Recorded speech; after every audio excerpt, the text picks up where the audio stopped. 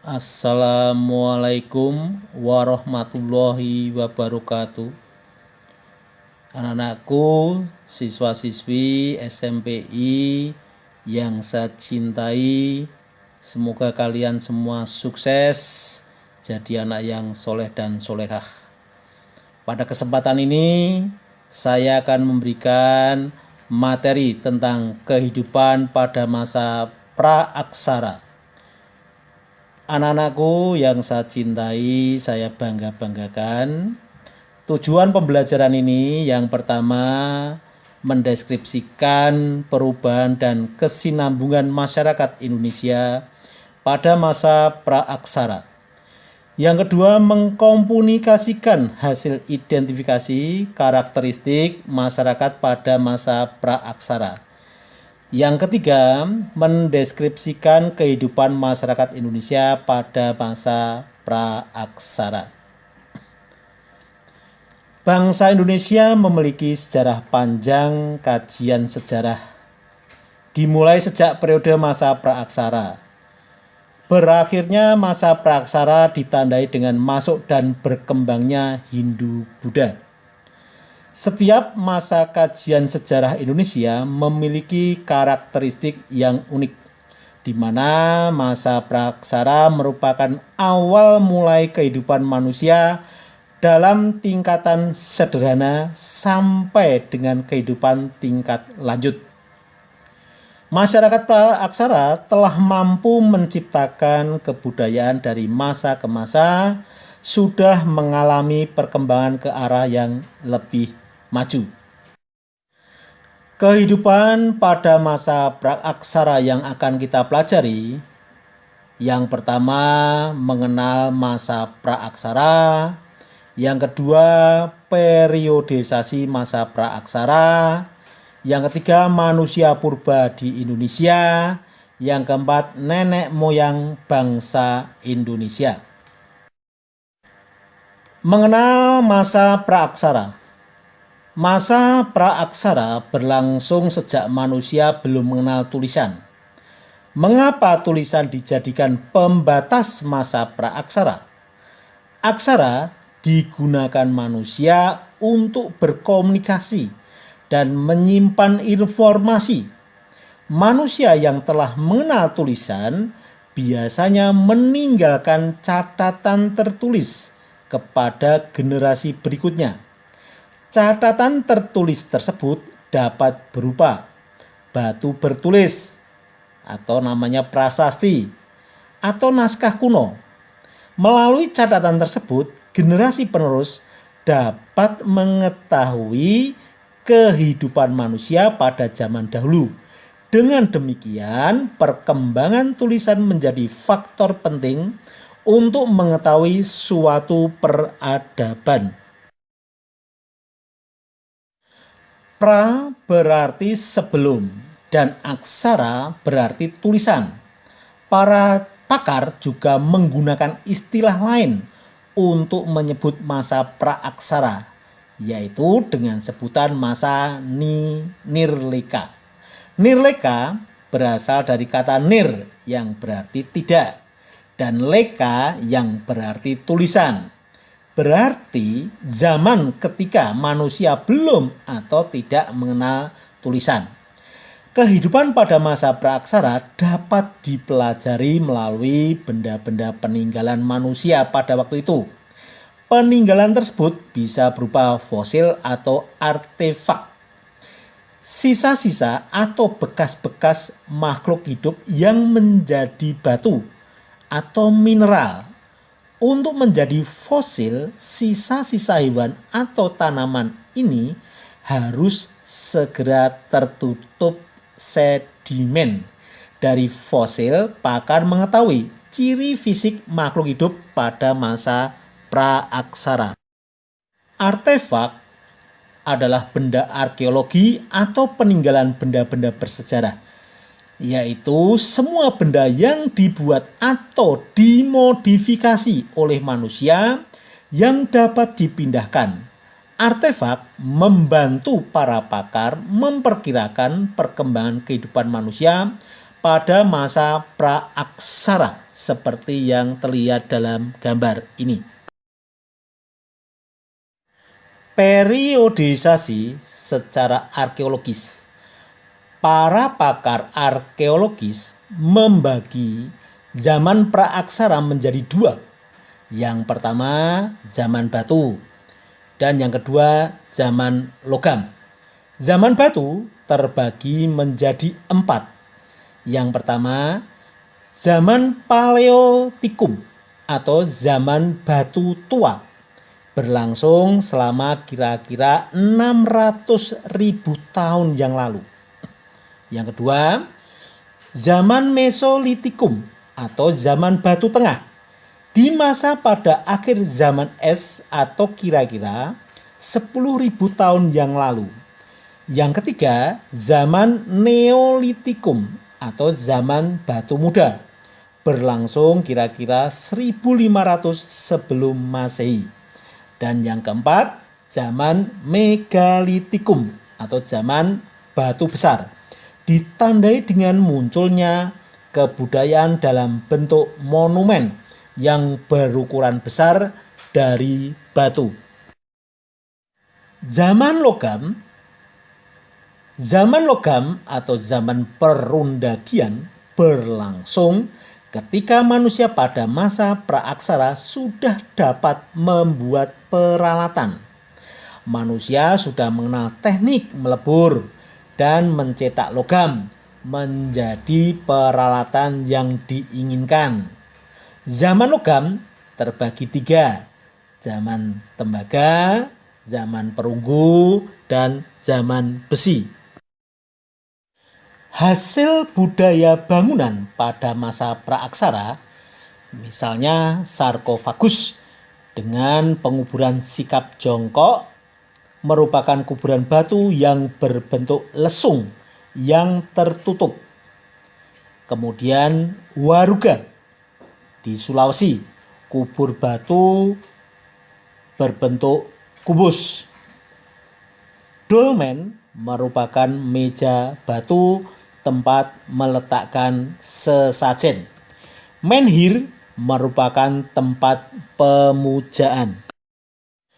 Kehidupan manusia selalu berkembang seiring perubahan zaman. Konsep ini juga sering terjadi dalam kehidupan pada masa praaksara. Untuk memahami perkembangan kehidupan masyarakat pada setiap periode, silakan perhatikan periodisasi berdasarkan perkembangan kehidupan. Yang pertama, masa berburu dan mengumpulkan makanan. 2, masa bercocok tanam.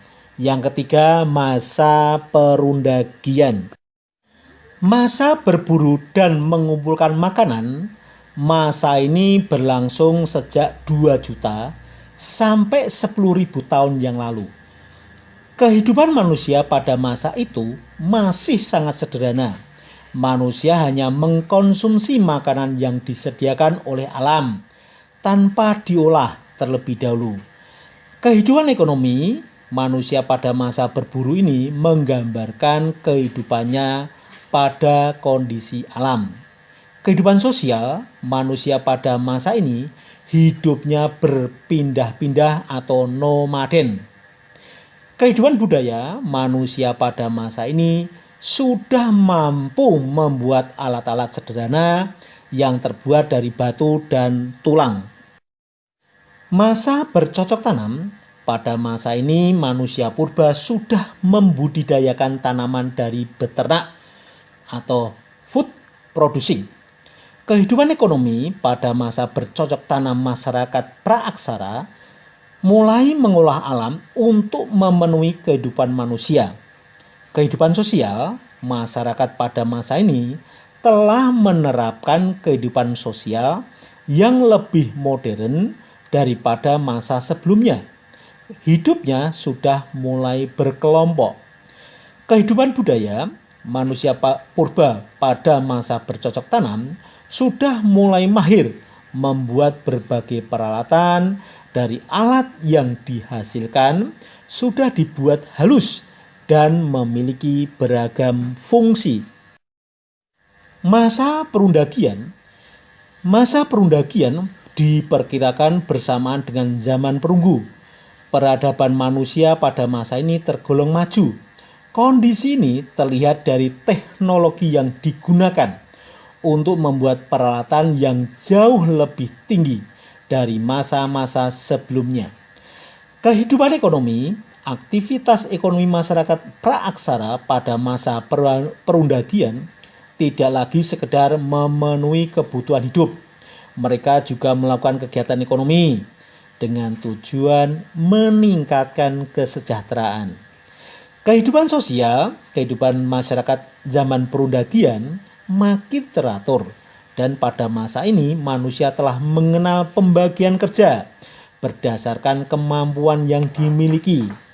Kehidupan budaya, hasil peninggalan kebudayaan masa perundagian antara lain Nekara Perunggu, Kapak Perunggu, Bejana Perunggu, Arca, dan Kapak Corong.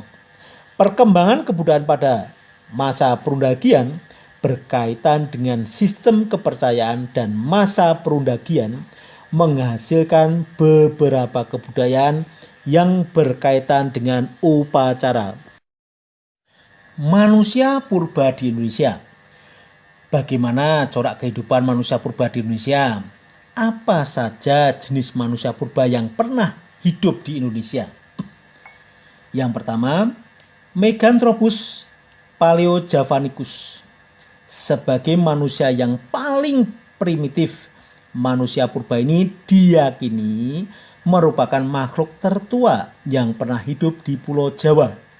Hidup kurang lebih 1-2 juta tahun yang lalu. Yang kedua, Pithecanthropus. Jenis manusia ini telah memiliki keterampilan sosial yang baik karena mereka mampu memastikan hidup dengan lebih baik. Yang ketiga, Homo sapiens, yaitu manusia cerdas. Mengapa dikatakan cerdas? Karena mampu membuat peralatan dari batu dan tulang untuk berburu dan meramu. Nenek moyang bangsa Indonesia. Keragaman masyarakat Indonesia terbentuk melalui sebuah proses sejarah yang panjang. Sama halnya dengan keragaman, keberadaan nenek moyang bangsa Indonesia pun tidak seketika ada. Banyak teori yang berkembang mengenai teori asal-usul nenek moyang bangsa Indonesia. Berdasarkan teori yang berkembang sebagai berikut. Yang pertama, bangsa Melanesia. Bangsa pertama yang bermigrasi ke Kepulauan Indonesia. Kemudian bangsa Proto-Melayu, termasuk rumpun ras Mongoloid yang berasal dari daerah Yunnan, sebuah wilayah yang terletak dekat lembah sungai Cina Selatan. Kemudian bangsa Dutro Melayu mulai melakukan migrasi ke wilayah Indonesia pada tahun 500 sebelum Masehi. Bangsa Melanesia atau Papua Melanosoid. Bangsa Melanesia dianggap sebagai bangsa pertama yang bermigrasi ke Kepulauan Indonesia.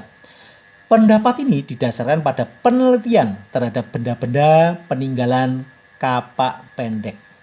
Ciri kehidupannya, bangsa Melanesia termasuk rumpun Vedoid Australoid yang memiliki ciri berkulit gelap. Salah satu kemajuan yang dibawa bangsa Melanesia adalah kemampuan membuat api dengan cara menggesek-gesekkan ranting pohon atau batu. Daerah persebaran bangsa Melanesia termasuk rumpun ras Negroid yang memiliki ciri-ciri antara lain kulit kehitam-hitaman, badan kekar, rambut keriting, mulut lebar, dan hidung mancung. Keturunan bangsa Melanesia saat ini masih dapat ditemukan di pedalaman Malaya, penduduk Aeta di pedalaman Filipina, sebagian besar penduduk Papua, dan Kepulauan Melanesia. Bangsa Proto-Melayu atau Melayu tua. Kedatangan bangsa Melayu di Indonesia diperkirakan terjadi pada tahun 2000 sebelum Masehi. Ciri kehidupan bangsa Proto-Melayu memiliki fisik antara lain kulit sawo matang, rambut lurus, badan tinggi ramping, serta bentuk hidung yang sedang. Kedatangan bangsa Proto-Melayu menyebabkan terjadinya percampuran bangsa Indonesia dan bangsa Melanesia yang telah lama mendiami wilayah Indonesia. Bangsa Proto-Melayu memiliki kebudayaan setingkat lebih tinggi daripada bangsa Melanesia. Daerah persebaran. Semakin lama kedudukan bangsa Proto-Melayu di Indonesia terdesak akibat kedatangan bangsa Dutro Melayu. Bangsa Proto-Melayu semakin terdesak ke wilayah timur Indonesia, antara lain suku Toraja di Sulawesi, suku Sasak di Pulau Lombok, suku Dayak di Kalimantan Tengah, suku Batak di Sumatera Utara, suku Kubu di Sumatera Selatan.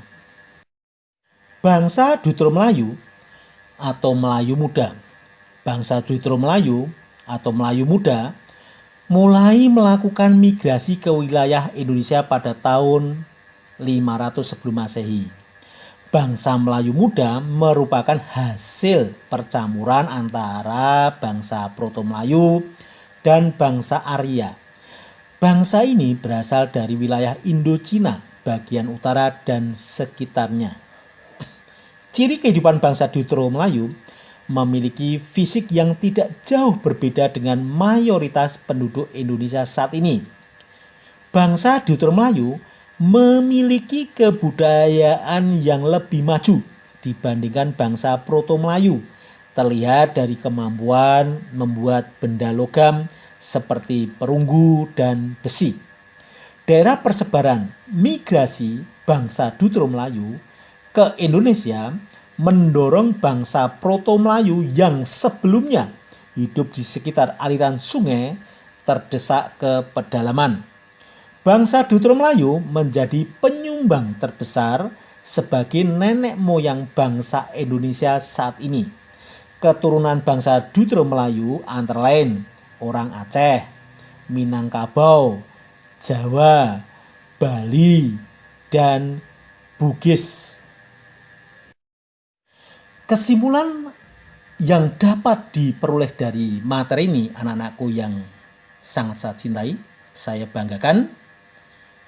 Dari penjelasan pada subbab ini dapat diketahui, masyarakat pada masa praaksara memiliki kebudayaan yang maju.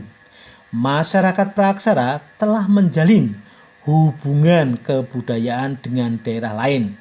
Masyarakat pada masa praaksara juga menerima pengaruh kebudayaan baru yang datang tanpa menghilangkan ciri khas kebudayaan aslinya. Demikian anak-anakku, meskipun hanya sedikit materi yang bisa saya berikan, semoga bermanfaat dan dapat menambah ilmu pengetahuan, wawasan kalian. Sekali lagi, semoga kalian semua dalam keadaan sehat, begitu juga keluarga kalian, dan tentunya tetap selalu ibadah. Demikian, terima kasih. Wassalamualaikum warahmatullahi wabarakatuh.